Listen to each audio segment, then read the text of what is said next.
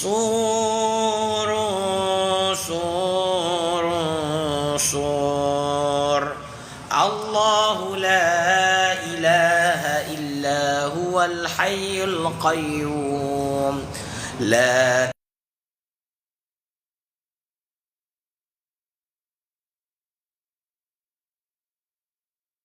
وما في الأرض من ذا الذي يشفع عنده إلا بإذنه يعلم ما بين أيديهم وما خلفهم ولا يحيطون بشيء من علمه إلا بما شاء وسع كرسيه السماوات والأرض ولا يؤوده حفظهما وهو العلي العظيم إن استدارت كما استدارت الملائكة بمدينة الرسول بلا خندق ولا سور من كل قدر مقدور وحذر محذور ومن جميع الشرور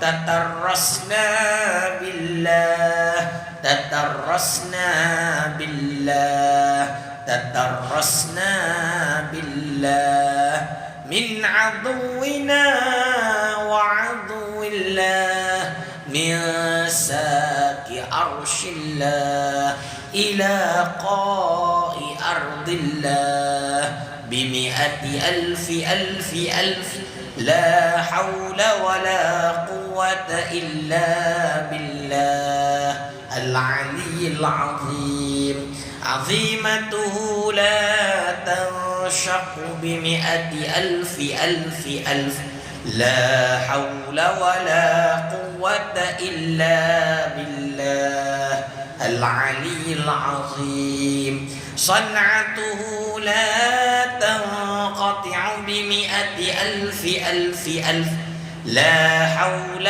ولا قوة إلا بالله العلي العظيم اللهم إن أحد أرادني بالسوء من الجن والإنس والوحوش من بشر أو شيطان أو سلطان أو وسواس فاردد نظرهم في انتكاس وقلوبهم في وسواس وأيديهم في إفلاس وأوبكهم من الرجل إلى الرأس لا في سحل يجدع ولا في جبل يطلع بمئة ألف ألف ألف لا حول ولا قوة إلا بالله العلي العظيم وصلى الله على سيدنا محمد وعلى آله وصحبه وسلم والحمد لله رب العالمين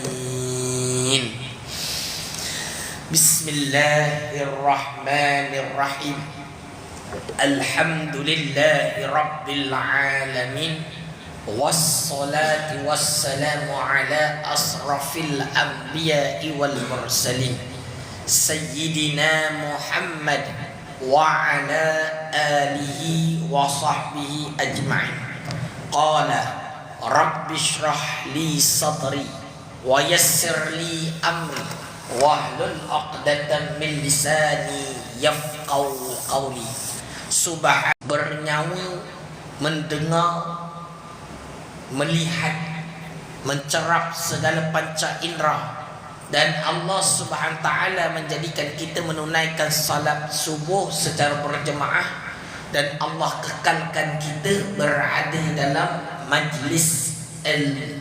Selawat dan salam ke atas junjungan Nabi Muhammad sallallahu alaihi wasallam, kepada keluarganya, kepada sahabatnya, juga limpah kurnia nikmat dan rahmat kepada para sahabat, tabi'in dan ulama-ulama muslimin dan muslimat yang mengikut akal baginda sehingga ke hari kiamat, insya Allah. Alhamdulillah bertemu kembali kita. Lama kan?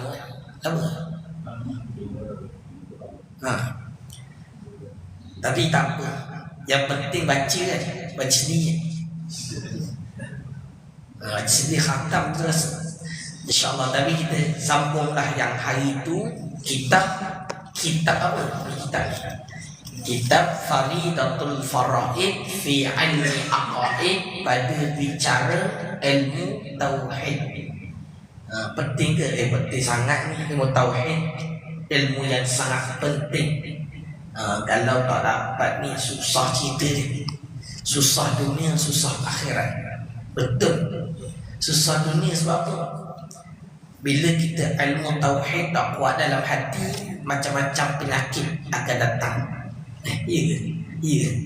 Stres. Stres kan penyebab segala penyakit. Orang stres ni sebab apa? Dia tak faham qada-qadar. Banyak zaman sekarang penyakit mental makin banyak. Anxiety lah. Ada sini. Tu kena belajar tauhid lebih sikit.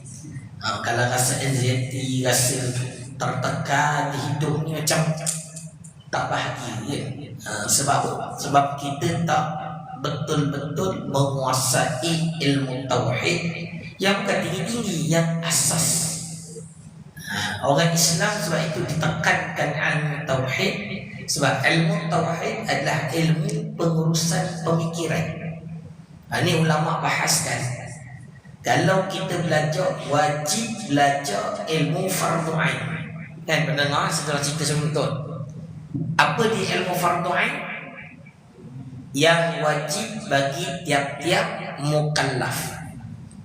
Apa di ilmu? Yang pertama tauhid, yang kedua fiqh, yang ketiga tasawuf.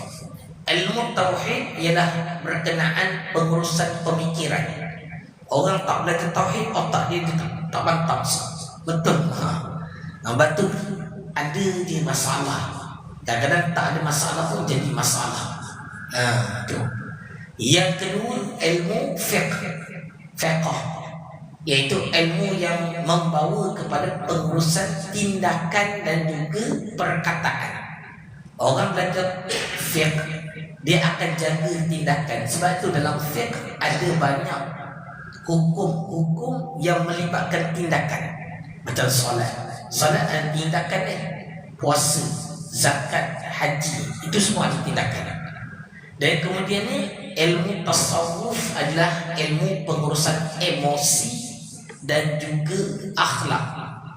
Jadi memang penting tiga perkara ni. Kalau tak belajar, rugi tu. Batu ditetapkan habis. Okey. Jadi kita sambung cerita hari tu. Muka surat berapa lah? Siapa yang tanda?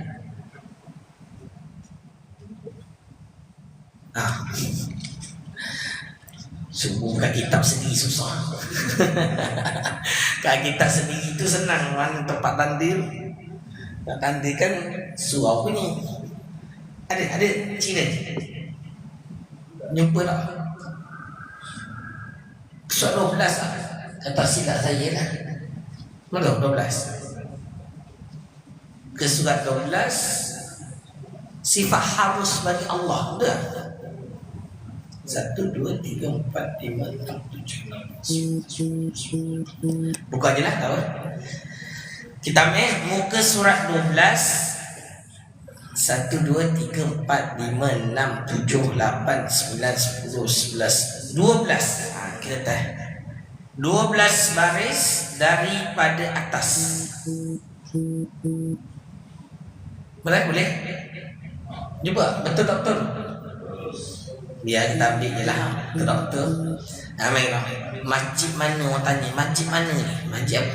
Al-Ihsan. Surau bukan masjid, surau. Tapi sebenarnya masjid juga. Kita panggil surau, sebenarnya masjid. Ni masuk ni iktikaf tak? Ni iktikaf. Dia nanti cerita-cerita sikit lah alang-alang. Ni masjid juga, tapi bukan masjid jamiah. Kalau dalam hukum agama, dia tak ada surau. Kalau buka lah mana-mana kitab, dia tak ada hukum surau. Sebenarnya masjid, dia kalau ada bangunan menyerupai tempat ibadat orang Islam, dinamakan masjid. Dan itu ada dua jenis. Satu masjid saja, satu lagi nama masjid jami'. Masjid jami', cuma orang panggil surau dah, tak dapat iktiraf lagi dah. Naik masjid belum ni. Bila? Tahun depan. Allah Alam. Tu cerita dia. Faham boleh cerita? Jadi kalau duduk kat surau boleh ni iktikaf tak? Boleh. Sebab bukan surau, masjid. Boleh faham tapi orang bagi surau Al-Ihsan Kota Masai. Jangan nak cakap sila follow yang belum follow dulu. Tak follow lagi. InsyaAllah tap screen jangan lupa. Share banyak sikit. Okey. Jadi kita sambung mana dia? Berkata muallif rahimahullahu taala, yakni Syekh Ahmad Al-Fatani, dan harus bagi Allah taala, sifat harus bagi Allah yang wajib dipelajari, ni wajib diketahui, dan bukan wajib lah, yang harus bagi Allah, yaitu memperbuatkan tiap-tiap mungkin atau meninggalkan perbuatannya. Dan mungkin itu tiap-tiap barang yang harus adanya dan tiadanya. Ni yang kita lalui tu, ingat tak? Kan? Apa dia mungkin?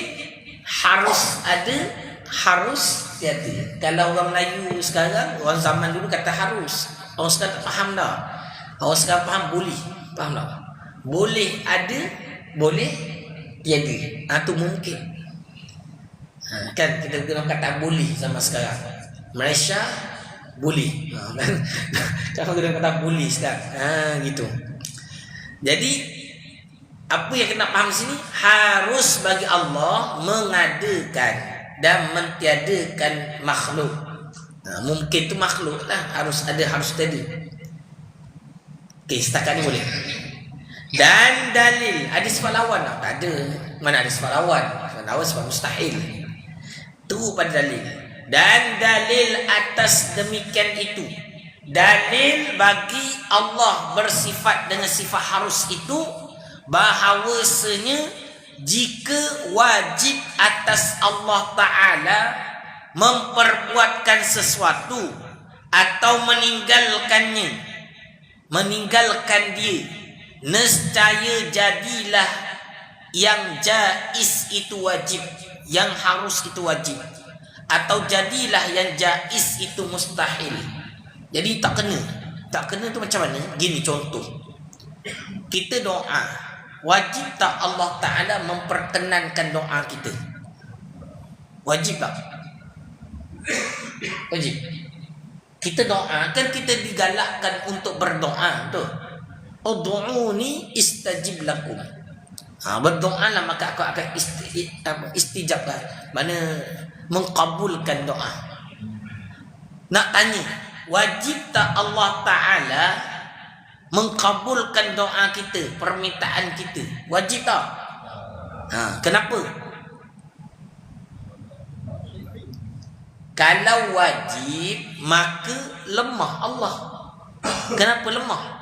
Kerana Allah terpaksa mengikut kehendak kita. Tu cerita dia. Kalau kita doa, bermakna seolah-olah Allah terpaksa ikut. Kita nak apa, Allah beri. Macam kita bayang seorang suami dengan isteri. Isteri nak apa, suami bagi. Orang panggil takut. Orang kata apa, orang kata isteri menakutkan kan, dia tu dia lah. Cuma nak cerita tu lebih kurang lah cerita dia. Sebab apa? Seolah-olah lemah. Faham tak? Lemah. Jadi tak kenalah Allah Ta'ala wajib mengadakan dan mentiadakan mungkin. Maka harus sahaja atas hak dia. Kalau Allah berkehendak, maka jadilah. Kalau Allah tidak berkehendak, maka tak jadi. Nah, tu je pegang. Boleh? Boleh faham situ Okey, sambung. Tak faham beritahu ni, kita risau muka pagi-pagi gini. Okey tak okey? Boleh? Kalau rasa pening sikit, minum air. Air ada tak? Water cooler luar. Bersalahan bagi Mu'tazilah. Ada satu golongan namanya Mu'tazilah. Kenal tak? Kenal Mu'tazilah? Tak kenal? Kenal tak kenal? Oh, kenal tak? Tak, kalau kenal cakap kenal, tak kenal kita beritahu. Mu'tazilah ini adalah satu golongan yang mereka berpegang Al-Quran dan hadis menggunakan pemikiran mereka sendiri. Dia lebih kepada golongan yang mana nak Al-Quran dan hadis mengikut pemikiran, bukan pemikiran mengikut Al-Quran dan hadis. Dan Mu'tazilah ni dia reka banyak perkara-perkara bab akidah lah khususnya sendiri. Apa dia? Contoh dia kata Al-Quran itu makhluk. Sebab dia tengok ni Al-Quran masa kita ahli sunnah pegang Al-Quran itu kalamullah. Lepas tu ada lagi Mu'tazilah ni dia kata apa? Dia kata orang yang buat dosa besar, orang Muslim, orang Islam yang beriman buat dosa besar, tak sempat bertaubat. Kalau kita pegang apa? Orang beriman, dia buat dosa besar. Contohlah dia tak pernah solat seumur hidup. Lepas tu tak bertaubat. Kat mana tempat dia? Neraka. Lepas tu selama-lamanya ke kat mana?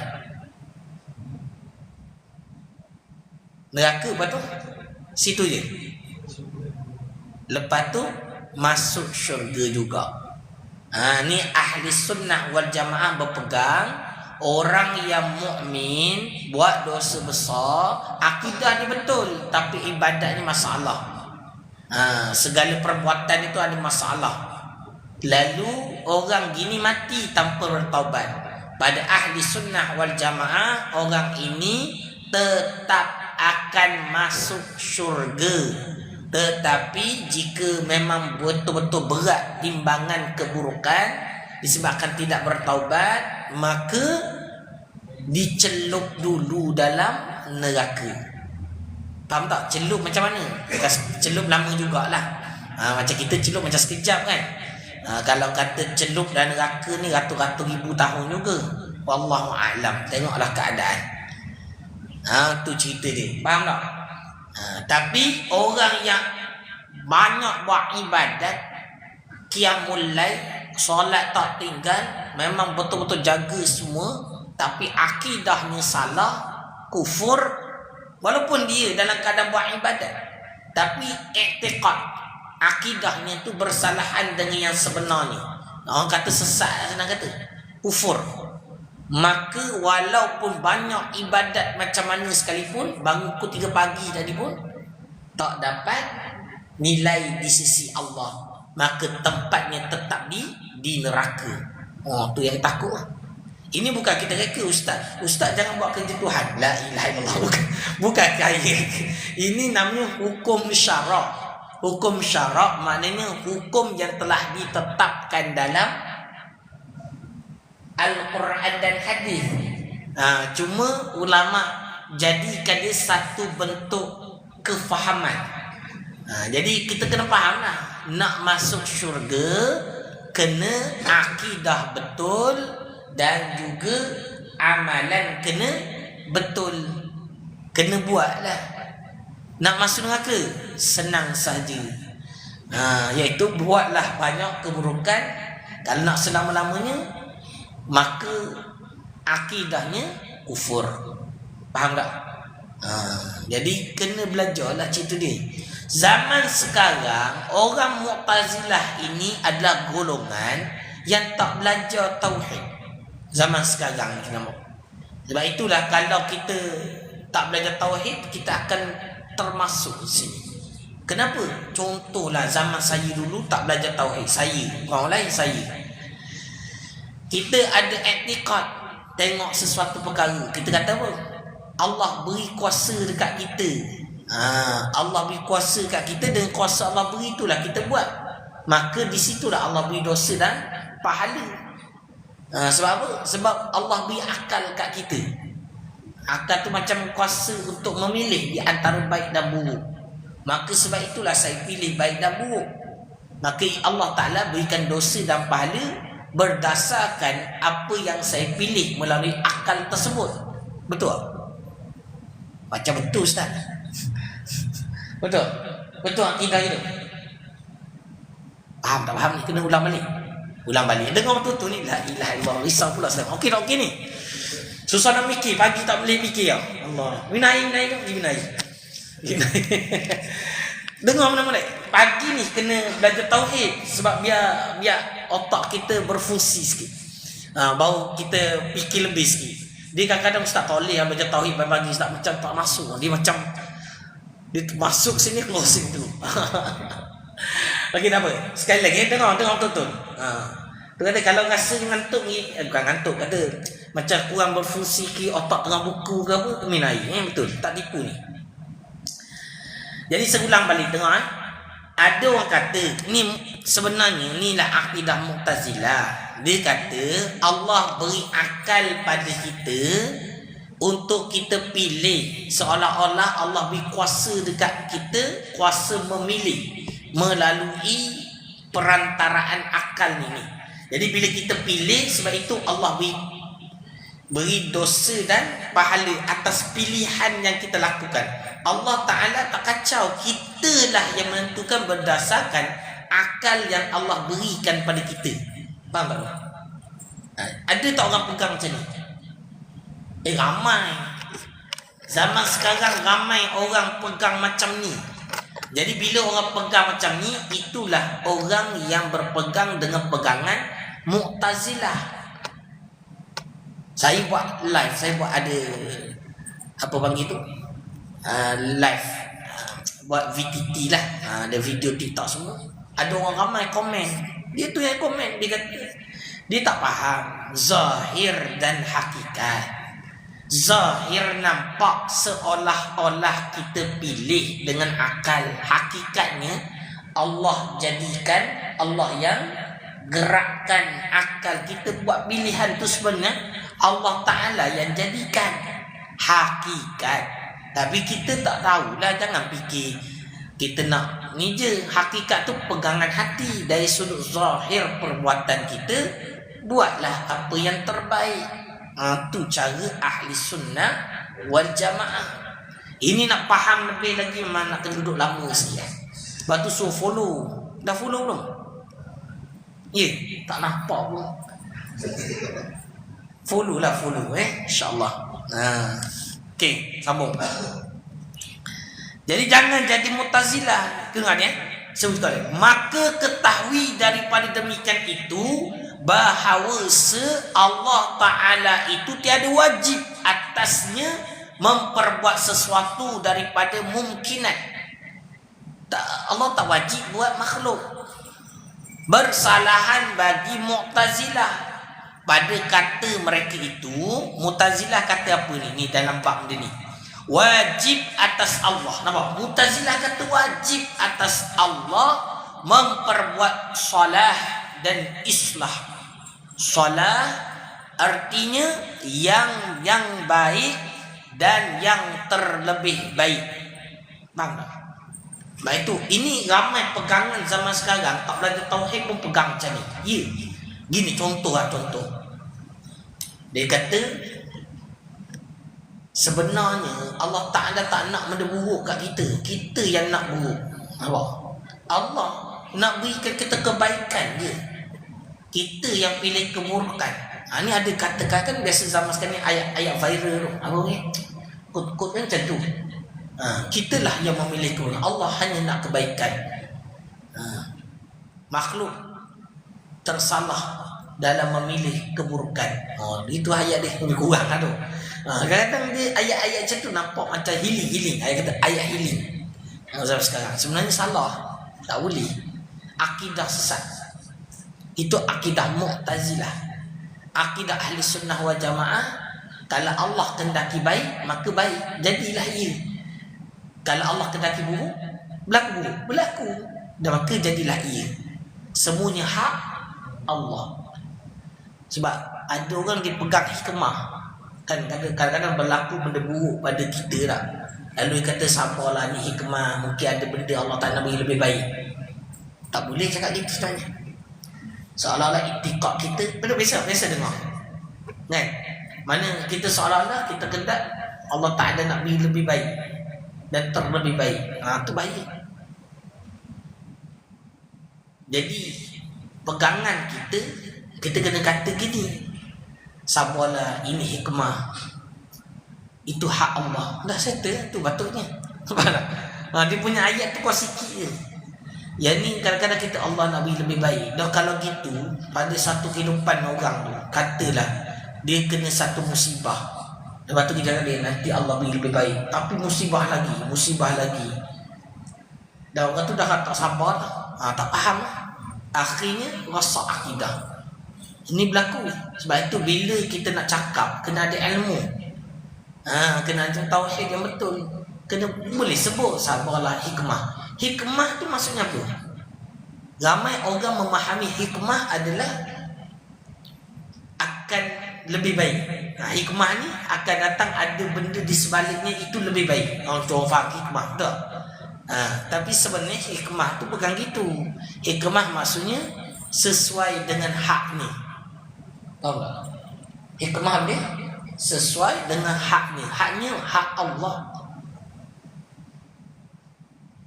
Bila kita belajar tauhid, pandangan kita buruk pada pandangan makhluk syariat. Tapi pada pandangan orang yang hatinya ada tauhid, maka dia faham itu baik. Sebab apa? Itu hak Allah, maka dia redha. Tu nak pergi ke situ tu. Tapi syaratnya nak belajar lah. Nak kena belajar betul. Kalau tidak pening. Ni bukan tinggi, ustaz tinggi pagi ni. Tak tinggi. Ini asas.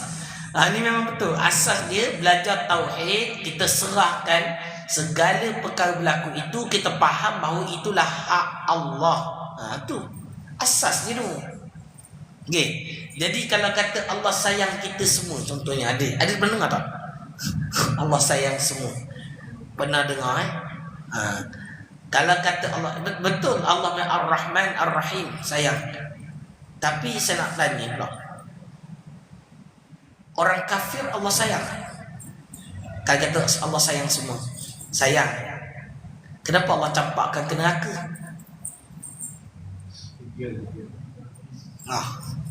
Kalau kata Allah sayang, Allah akan masukkan semua makhluknya ke dalam syurga. Tapi Allah jadikan orang kafir dan masukkan ke dalam neraka. Kita faham semua perkara itu adalah Allah jadikan takdir Allah. Macam mana kita nak adaptasi dengan perkataan Allah sayang semua? Kalau Allah sayang, takkan dia nak letakkan orang yang disayangi dalam neraka? Macam mana nak jawab? Pening bagi ni. Biar pening sikit. Biar fikirlah. Kadang-kadang kita belajar pagi tak fikir, lama-lama hilang daripada dunia. Dia hilang masuk alam lain lah. Bagi fikirlah supaya dia masih kekal otak berfungsi. Faham tak ayat saya? Faham tak soalan? Ni boleh juga jawab. Kalau boleh jawab ni. Ni. Ayat ni memang dahsyat sikit. Dia bagi nak bagi faham tauhid ni ayat ni sebenarnya. Kan kita pernah dengar orang kata Allah sayang semua tu. Pernah tak? Okey. Jadi selesaikan ni masalah dia ni. Masalah dia, Allah jadikan orang kafir tak? Kafir. Masuk ke mana? Hukum syarak masuk ke mana? Neraka. Orang tanya, takkan sesuatu yang kita sayang, kita sanggup melihat orang itu derita? Kenapa Allah Ta'ala tak jadikan semua orang masuk syurga?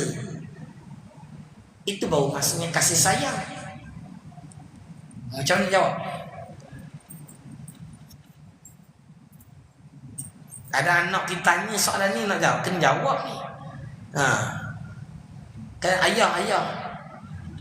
Bukankah Allah Ta'ala sayang semua? Kenapa Allah jadikan orang kafir masuk dalam neraka? Kesian dia, derita, sengsara. Macam mana nak jawab? Ada jawapan, ulama dah cerita dah. Tu kena belajar tauhid. Sebab itu benda ni Mu'tazilah. Sebab itu perkara ni Mu'tazilah yang tak boleh nak terima. Dia kata kalau gitu maknanya Allah zalim. Sebab tu sepatutnya Allah beri kita pilihan. Memang kita yang pilih. Allah tak ada kena-mengena, kita sendiri. Dia punya Mu'tazilah fikir tu. Tu yang rosak tu. Tapi ahli sunnah ada jawapan. Tapi jawapan tu kena belajar lah. Boleh bagi ke nak balik lah? Cukup. Boleh bagi? Cerah lah. Syuruk kau ni? Dekat syuruk lah. Boleh juga? Boleh? Papa putih tak ada pula nak cerita. Kalau ada papa putih sedap juga cerita. Tu ada. Anak saya pun tanya tu. Ada seorang dalam ni kata. Anak dia tanya. Nanti anak kita pula. Ada anak tanya. Anak tak tanya. Tak belajar ni. Kita tanya anak kita. Balik ni tanya anak kita, tanya isteri kita. Tahu tak jawapan ni? Sebab ini asas dalam kita nak faham berkenaan qada dan qadar. Wajib kita beriman dengan qada dan qadar. Apa maksud beriman qada qadar? Cuba buka balik. Ni. Muka sampai. Dah muka sampai. 5 baris daripada atas. 5 baris daripada atas muka surah 4. Dengar ni, dia kata apa? Keenam, beriman dengan qadarnya. Ni beriman qadar. Beriman dengan qadarnya Allah. Takdirnya Allah, baiknya dan jahatnya. Mana kita kena beriman? Baik dan jahat. Artinya bahawasanya sekalian perkara sama ada elok seperti taat atau keji seperti maksiat, hasil ia dengan perbuatan Allah Ta'ala atas muafakat kehendaknya Allah pada sedia kali, sejak azali lagi. Mana buruk tu pun Allah masuk dalam neraka. Dia buat keburukan, dia buat benda jahat, dia kufur, lalu Allah masukkan dia ke dalam neraka. Itu hak Allah. Memang dia dah takdirkan sejak azali lagi. Jadi macam mana nak settlekan perkataan Allah sayang semua tu? Saya nak tanya tu. Kalau gitu betul tak perkataan Allah sayang semua?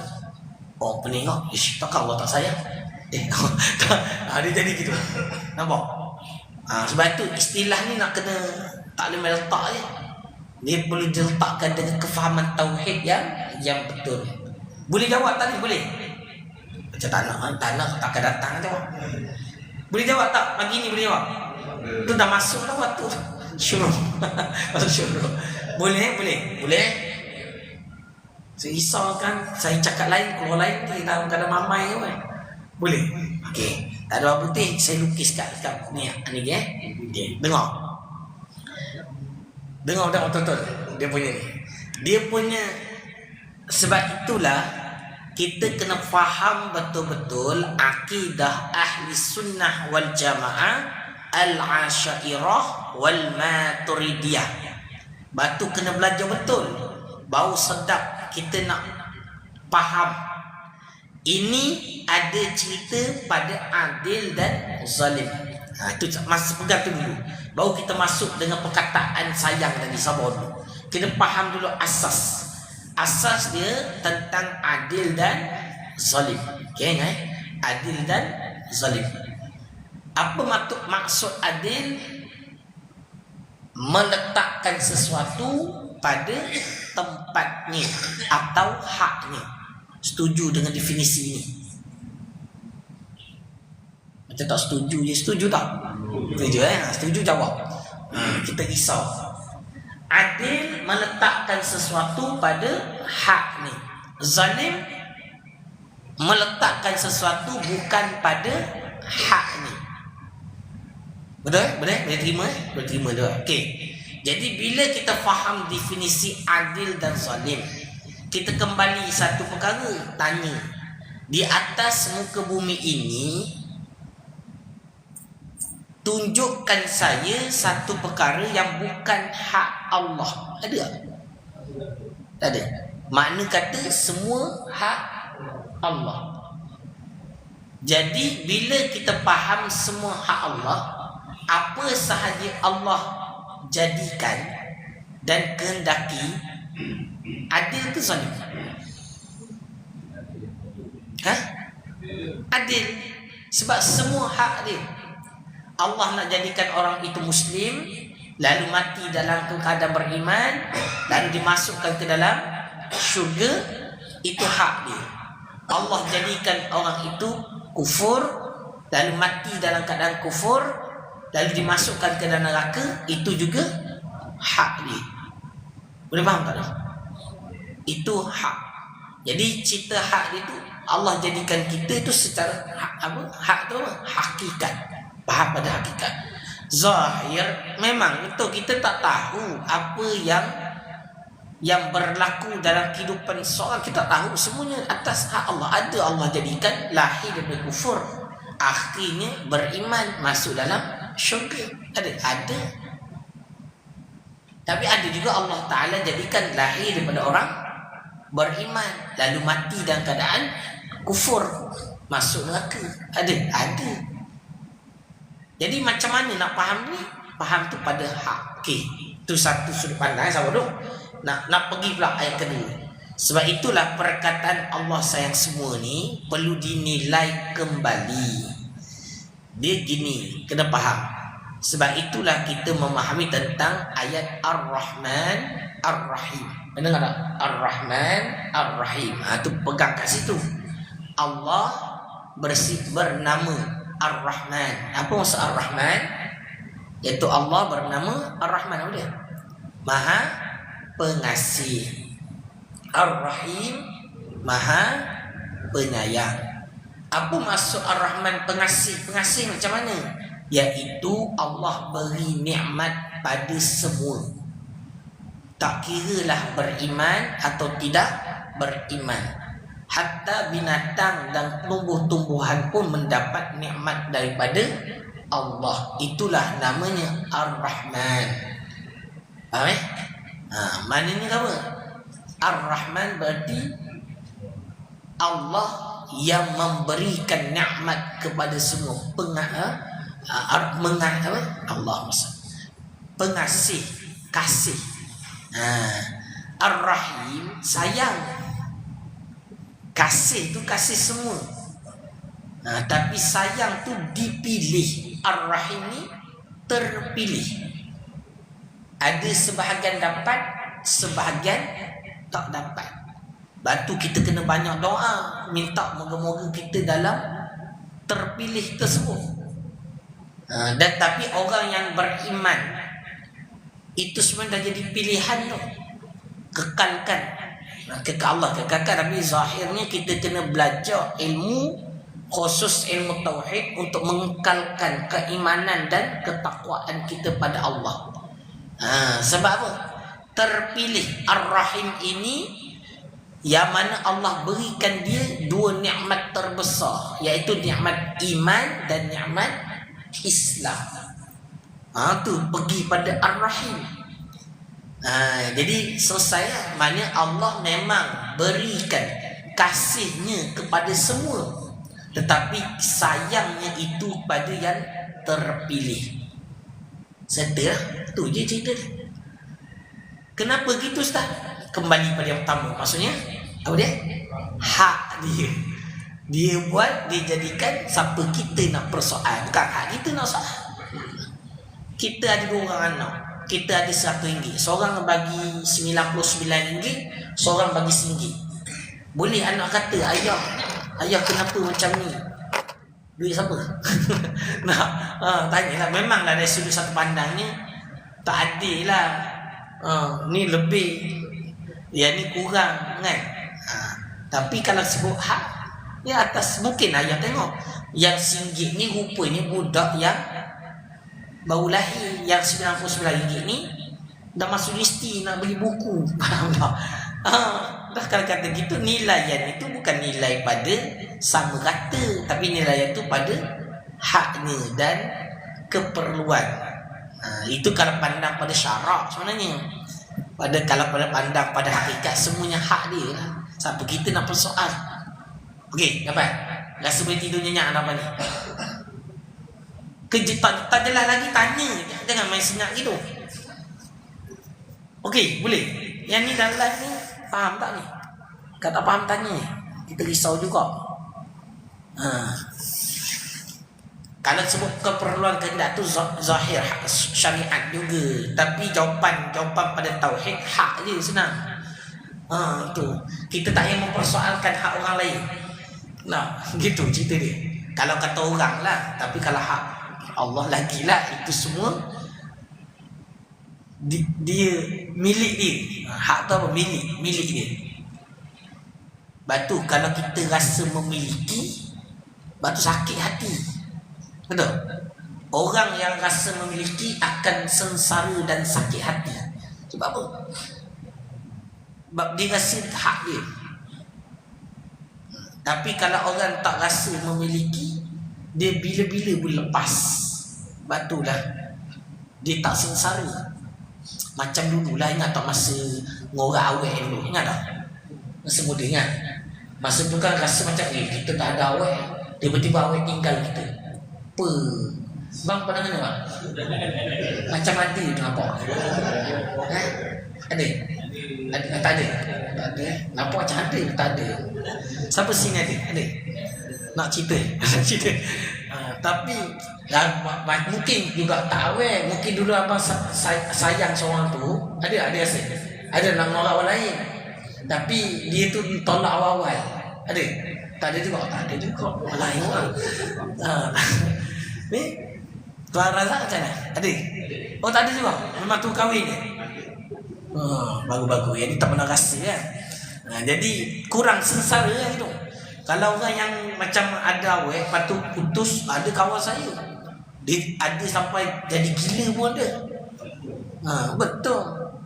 Sebab dia rasa memiliki.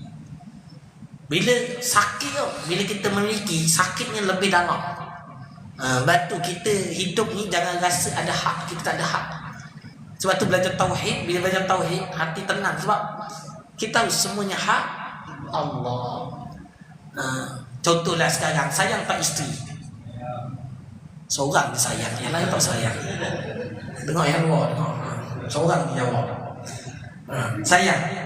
Kalau isteri dah katalah, auzubillah min zalika, katalah kalau isteri meninggal, sedih tak? Sedih tu teruk ke tak? Tak biasa tu memang faham. Mana ada niat lain tu. Niat lain tu cerita lain kan. Tapi kalau betul-betul sayang, dia rasa dia sakit tu. Ada orang sampai dia gila bayang, gila bayang. Yang ni kurang sayang lagi ni. Bukan sebenarnya sayang Ustaz, bukan hak kita, hak Allah. Baru dia jadi tu. Dia dah baru faham. Faham tak? Jadi kalau kita faham kenapa gitu, sebab kita faham yang kita ada sekarang bukan hak kita, semuanya hak Allah. Benda pandai sangat cakap, pada benda tadi tak faham. Faham tak? Jadi sama je konsep dia. Okey, boleh. Dah cukup dah, cukup. Nanti kan pula nak solat tu InsyaAllah cukup ada soalan tak? Last. Tak ada. Memang faham power sungguh. Tapi kadang saya tu Mama tak faham ni, yang ni pun faham juga. Bagus. Lepas ni ngajar Nabi yang tak. InsyaAllah ni ngajar. Wallahu a'lam bis-shawab.